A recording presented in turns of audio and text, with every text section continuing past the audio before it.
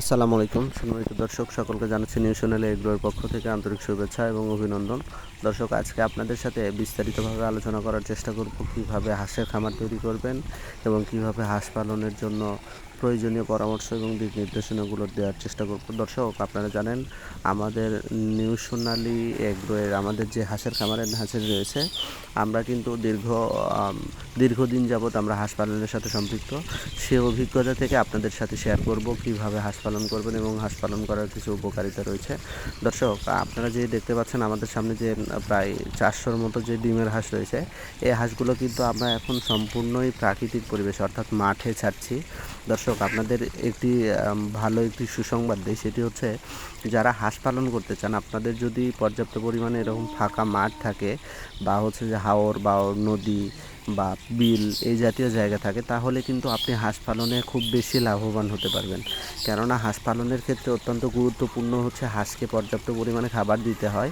আর বাড়তি খাবারের ক্ষেত্রে আপনি যখন আপনার মাঠ ফাঁকা থাকবে, সেক্ষেত্রে কিন্তু আপনি বাড়তি খাবারের আর প্রয়োজন পড়বে না।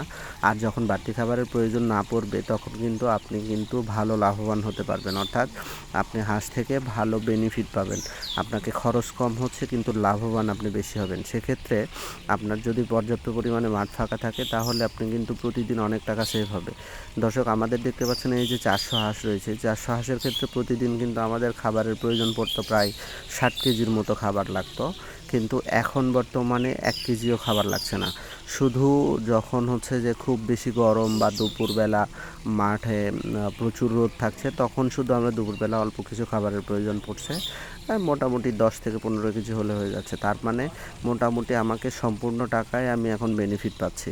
সুতরাং যারা হাঁস খামার করতে চাচ্ছেন বা উদ্যোক্তা হতে চাচ্ছেন, তাদের ক্ষেত্রে কিন্তু এটা অত্যন্ত গুরুত্বপূর্ণ যে আপনি কীভাবে হাঁস পালন করবেন, হাঁস পালনের যথাযথ প্রসিডিউর কী, আপনার কোনভাবে হাঁস পালন করলে লাভবান বেশি হওয়া যাবে, কোন সেক্টরগুলোতে আপনাকে বেশি গুরুত্ব দিতে হবে, এই বিষয়গুলো কিন্তু আপনার জন্য অত্যন্ত গুরুত্বপূর্ণ, বিশেষ করে যারা নতুন খামারি হতে চাচ্ছেন।